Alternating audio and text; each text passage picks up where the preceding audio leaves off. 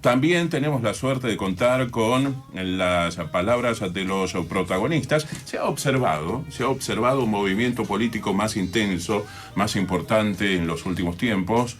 Pareciese que con la flexibilización de varios rubros en la República Argentina, exceptuando por supuesto la Ciudad Autónoma de Buenos Aires y el AMBA, el área metropolitana de la provincia de Buenos Aires, también se flexibilizó la política en nuestro país, en la República Argentina. Y vamos a hablar un poquito de eso, además de todo lo que está sucediendo con esta pandemia y con la cuarentena. Estamos en el día 81 de la cuarentena en nuestro país. Estamos en comunicación en estos momentos con Daniel Blanco, dirigente del Partido Obrero Tendencia, integrante de la Dirección Nacional, a quien agradecemos esta comunicación con Radio Universidad aquí en la 94.7. Julio Ángel Vega Guzmán le habla. Daniel Blanco, ¿cómo le va? Buenas tardes.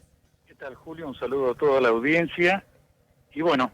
Igualmente para usted. ¿Y piensa lo mismo, que se ha flexibilizado, parece, la política? Se está hablando más intensamente de este tema. ¿Cómo lo están encontrando a ustedes, Blanco, este tema de la pandemia, de lo que sigue ocurriendo con la salud en el mundo y aquí, por supuesto, en la República Argentina?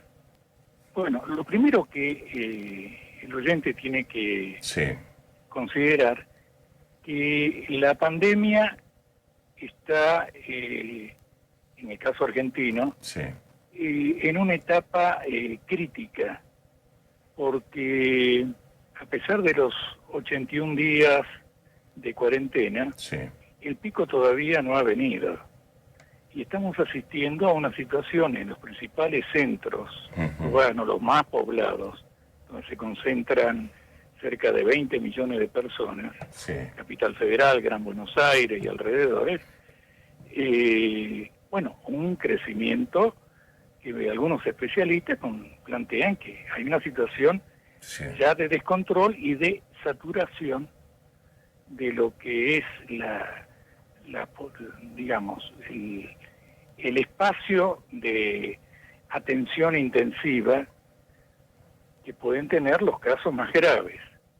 Esto como resultado de que el gobierno tomó la decisión que le impuso el lobby de las clínicas privadas de no dejarse comandar por parte del Estado para que dispusiera sobre la base de un plan único de todos los espacios, de todas las camas, de todos los aparatos, etcétera, con un fin exclusivo que es la atención sin diferencia de edad, de color, de ingreso, o sea, la salud de todo el mundo. Acá al hospital público va el pobre, las clínicas más selectas van la gente de mayor poder adquisitivo que se llegue a contagiar. Entonces, tenemos una crisis porque se están produciendo una cantidad de contagios y el propio ministro dijo que todavía no llegó el pico. Esto en un cuadro de prolongación de una cuarentena que cada vez tiene menos el carácter de cuarentena porque hay una suerte de exigencia del gran capital que ahora se va a redoblar inexorablemente, de que tiene que haber una vuelta al trabajo en las industrias esenciales y no esenciales, en el comercio esencial y no esencial, en el transporte, etcétera, con lo cual va a coincidir la mayor circulación de gente en el momento de mayor circulación del virus. Entonces podemos llegar a tener gravísimos problemas. Hablando de este tema de los anti-cuarentena, me parece tan raro, y si no fuera tan grave el tema, tan risueño, que los anti-cuarentena buscan que trabaje el otro. O sea, están pregonando para que trabaje el otro, como fueron esos anti-cuarentena en algunos countries, que hablaban para que trabajen su personal doméstico. O sea, ellos se resguardan, solamente quieren que el otro trabaje. Bueno, demuestra, porque uno toma casos individuales, pero esto es una posición política, no solamente en la Argentina, sino en Chile, en Brasil, en los Estados Unidos, en Inglaterra, ocurrió en Italia, ocurrió en España, en Holanda, etcétera, es la posición del gran capital. El gran capital no puede tener inmovilizados sus capitales, los tiene que tener en circulación, trabajando, como uno diría. Y para que trabaje el gran capital en la producción capitalista, tiene que hacer funcionar los bancos, tiene que hacer funcionar la industria, tiene que hacer funcionar el comercio. Y si eso, como lo han dicho Bolsonaro de una manera brutal, lo decía el premier inglés, lo decía Donald Trump, claro. Bueno, si esto va a costar algunas vidas, y bueno, todos los años la gente se muere por un motivo, por otro motivo. O sea, el desprecio a la vida en función de la ganancia capitalista. Entonces, este es el gran problema que tenemos, que ahora va a estar reforzado porque todo esto se da en confluencia, en coincidencia con el cierre de las negociaciones de la deuda externa. Y usted sabe que la deuda externa, esta porción de la deuda de legislación extranjera, había una posición del gobierno argentino que era emblemática, que dijo que la salud y la vida estaba por encima del lucro de los especuladores, de los financieros, etcétera. Bueno, ¿cómo termina toda esta historia? Termina con la imposición por parte de los bonistas, o sea, de los buitres, más buitres como BlackRock, Tampico, etcétera, los fondos de inversión, imponiendo condiciones que posiblemente de todas las épocas donde la Argentina entró en situación de default, desde el año 1890, con Carlos Pellegrini, etcétera, en adelante, ningún gobierno llegó al extremo de capitulación, de entreguismo, como el que se va a firmar ahora, que desde ya lo van a tratar de disfrazar, pero que va a traer consecuencias terribles en materia de lo que es la Argentina como país independiente, reforzando su carácter colonial, un ajuste brutal, infernal. Tenga presente lo siguiente: ¿cuál era la posición de la Argentina en la negociación? Que durante 3 años la Argentina dejaba de pagar intereses y desde ya vencimientos en materia de capital de la deuda. Hasta el año 2023, casi a final del mandato de Alberto Fernández, no se iba a pagar. Y que esos intereses volaban por el aire. A partir del año 2023 comenzaba nuevamente la historia. Eso para ganar un tiempo de 3 años de reacomodar la economía, reactivar, etcétera. ¿Cómo termina ahora el cierre? El cierre termina de que los intereses que se pretende postergar su pago no se vuelan por el aire, sino que se capitalizan, se transforman en una nueva deuda, o sea, en un nuevo capital que se acumula al capital de la deuda y por lo tanto genera también intereses para pagar. Sobre los intereses del capital se suma ahora un nuevo capital que genera más intereses.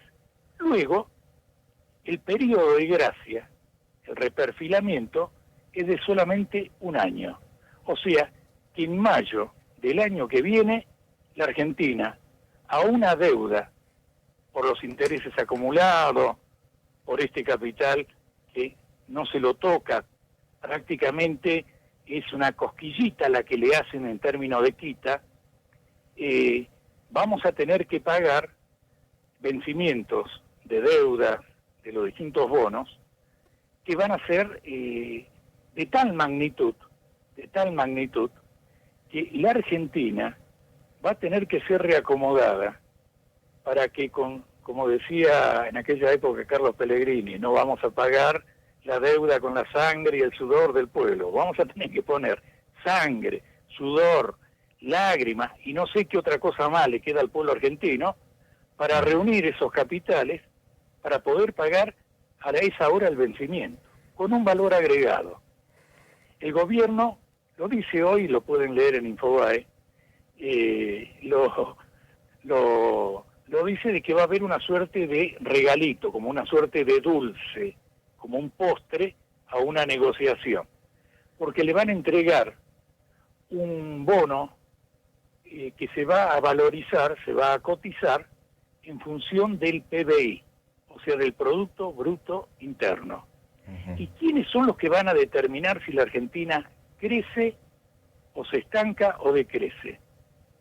No van a ser el ministro de Economía de la Argentina, sino los que manejan la economía y las finanzas internacionales, el Fondo Monetario y desde ya estos bonistas, que van a colocar sus técnicos y van a crear una suerte de INDEC, como se hacía en la época de Kirchner, que se manejaba un INDEC hacia la baja para después determinar que en las paritarias el salario no podía subir porque no podía escalar por encima de lo que indicaba el INDEC. Y el INDEC era una estafa, estaba manipulado. Bueno, ahora se coloca técnicos internacionales de los fondos buitre a manejar un INDEC internacional del PBI argentino para darle una alta cotización, un alto rendimiento a los bonos. Fíjese usted lo siguiente, Julio. Sí.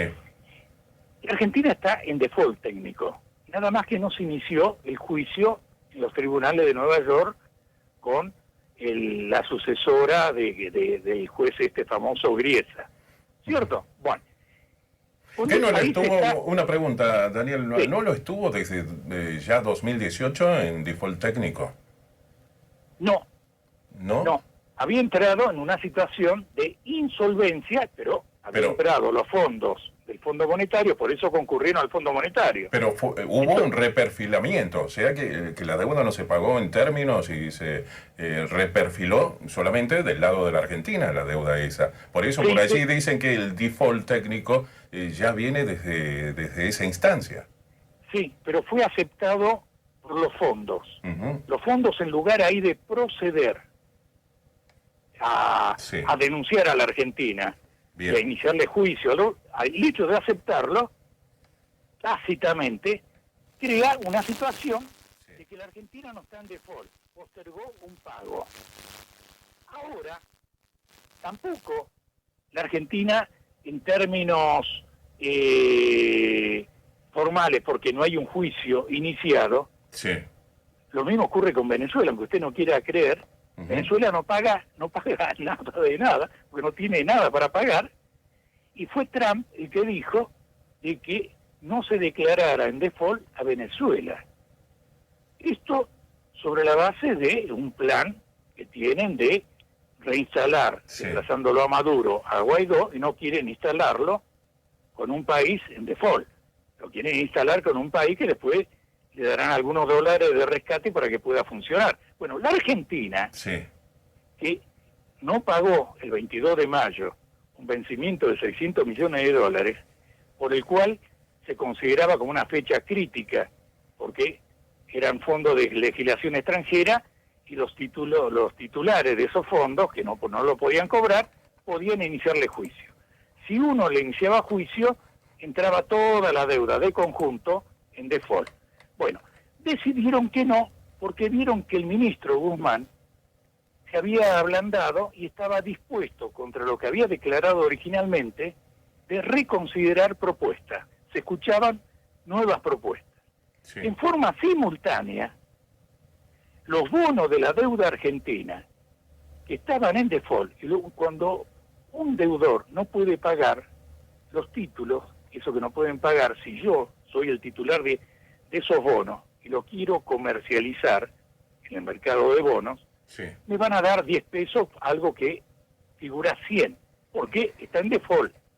Bueno, si usted se fija ahora la cotización de los bonos de la deuda argentina, han subido, hoy creo que subieron el 11%, en Wall Street se cotizan y han aumentado cualquier cantidad, son los llamados ADR, y entonces uno se encuentra con que los bonos que están en default valen 60, 70 centavos por dólar. Entonces uno dice, bueno, acá hay algo raro.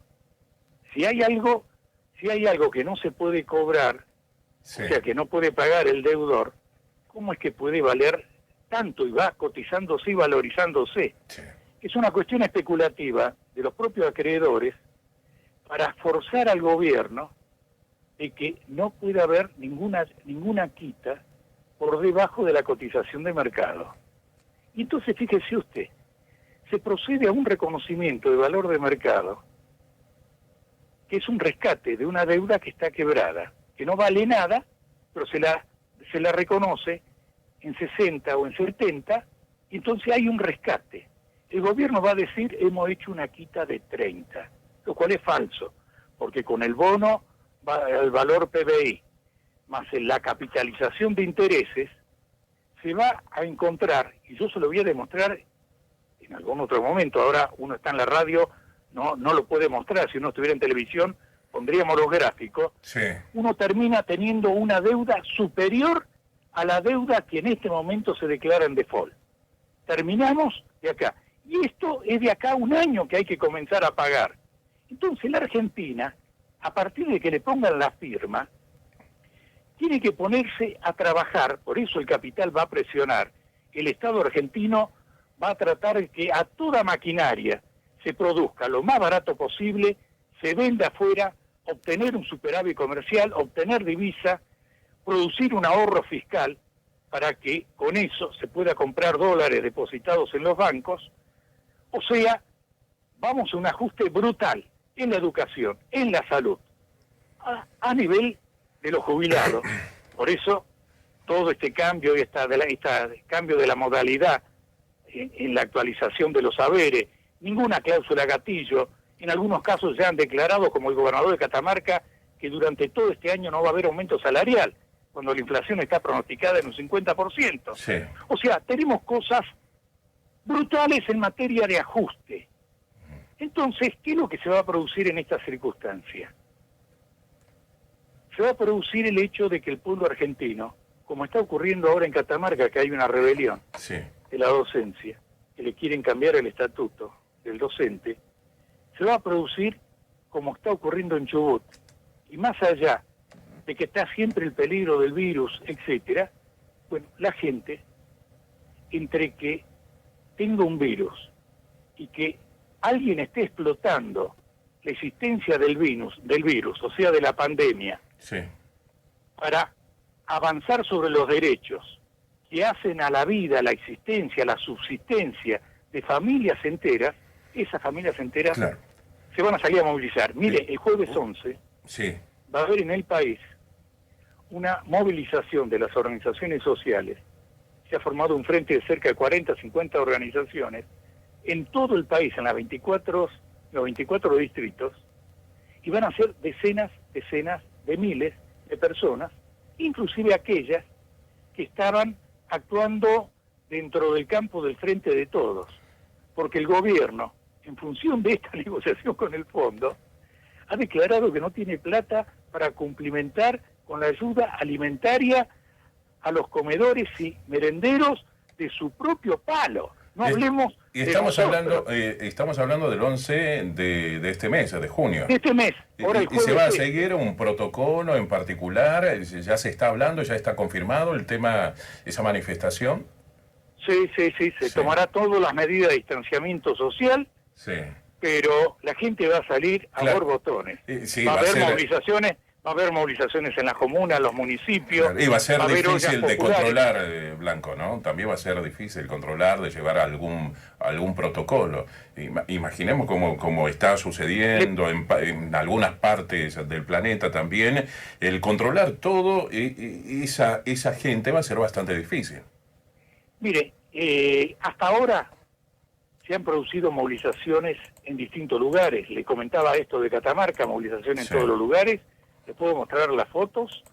El grado de conciencia y disciplina, de autopreservación de la salud de la gente, pero también la conciencia de lucha, Sí.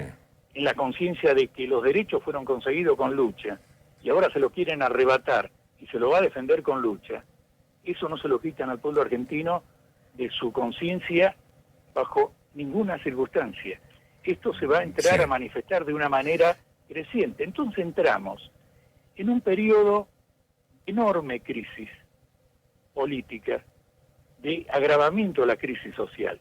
Nosotros planteamos, somos los únicos, de que en una circunstancia así, el acuerdo ese que se quiere firmar, hay que tratar de romper la lapicera, o sea, no firmar el acuerdo, y quienes fueron los mentores del acuerdo desde el campo argentino, el ministro de Economía y su equipo económico, tienen que renunciar. Tiene que haber una señal de que nuestro país es un país digno, independiente, y se tiene que cumplir la palabra que primero está la vida y la salud del pueblo argentino, Sí. y después, a medida que se vaya conteniendo, disipando la pandemia, bueno, se reactivará la actividad, la producción, etcétera, y lo que se tenga que reactivar ahora se tiene que hacer en función de la vida y la salud de los argentinos. Se tienen que construir hospitales. Hay 8 hospitales nacionales sin terminar desde que comenzó la pandemia. Sí. Y no destinan fondos para terminar eso. Sin embargo, hay fondos para pagarle a los buitres. No puede ser. No se hacen testeos. ¿Cómo puede ser que en los hospitales al personal de salud no se le hagan testeos? Usted sabe que la Argentina tiene el récord mundial de gente vinculada a la salud, o sea, enfermeros, médicos y personal administrativo de los hospitales, de los centros de salud, Sí. tiene el récord mundial en proporción a la cantidad de contagiados. No hay ningún otro país del mundo. Seguramente le siguen, a la Argentina le sigue Italia, le sigue España, pero la Argentina tiene el récord mundial, tiene más de 1000 personas infectadas. Significa que no le dan los sistemas que corresponden de protección. Sí. Tampoco hay un sistema de testeo. Daniel, El vamos a sistema seguir de hablando, testeo. vamos a seguir hablando. Lamentablemente vos sabés que el tiempo es tirano y se nos Sí. terminó el tiempo, pero le prometo que vamos a seguir hablando de este tema. Y como siempre, ustedes saben, en Radio Universidad, aquí en el 94.7, tiene sus puertas abiertas a todos, todas las voces se escuchan y se van a seguir escuchando porque es una de las características esenciales que cuidamos y mucho en esta radio de esta casa de altos estudios, que siga y que no se pierda, que es escuchar a cada una de las voces que quiera hablar y que tenga cosas por decir, como en este caso la izquierda. Daniel, ha sido un placer el poder charlar algunos minutos con usted. Sí, una sola cosa, paso un avisito. Sí, el diga. día 20 de junio va a haber una charla pública, lo pueden ver después por el Face Sí. Política Obrera, Sí. Face de Política Obrera, etcétera. Vamos a hacer una charla pública que la va a dar Jorge Altamira a través, va a ser una charla abierta, Sí. de carácter virtual, para explicar todos estos problemas de la economía, todos estos problemas que trascienden en la República Argentina y que afectan al conjunto del planeta, que está viviendo Sí. una pandemia del Sí. virus, una pandemia de miseria, una pandemia Sí. de represión, un tema que no hablamos, una pandemia de verdadera vergüenza de un sistema Sí. que tiene que brindar y asegurar la vida y la salud de sus habitantes y no lo puede hacer. Y por lo tanto, los pueblos se tienen que poner de pie, como lo está haciendo el pueblo norteamericano, el pueblo Sí. chileno. Pero no le etcétera. quepa, Daniel, pero no le Sí. quepa la menor duda que vamos a hablar de este tema la semana que viene. No, Perfecto. Pero seguro vamos a tener un espacio más para hablar más dinámicamente de diferentes cosas, no solamente de la Argentina, a nivel internacional, que usted sabe es un mundo convulsionado en los últimos tiempos, y además que nos quedó algo tan importante como la violencia policial allí por charlar algunos minutos. Pero lo vamos a hacer la próxima semana. Además está el amigo allí, Marcelo Bustamante, que me lo recuerda habitualmente. Así Bueno, que le agradezco esta comunicación con Radio te Universidad. agradezco a vos, Julio, y un saludo a toda la audiencia por su paciencia. Bueno, Hasta muy luego. amable. En la 94.7, en Tarde a Tarde, bueno, Daniel Blanco, dirigente del Partido Obrero Tendencia, integrante de la Dirección Nacional, que nos habló la pandemia, la cuarentena desde el punto de vista y lo económico principalmente, porque hablamos de lo económico, de lo que sucede económicamente con esto de la deuda externa. Hablamos con este integrante de la Dirección Nacional de la Izquierda.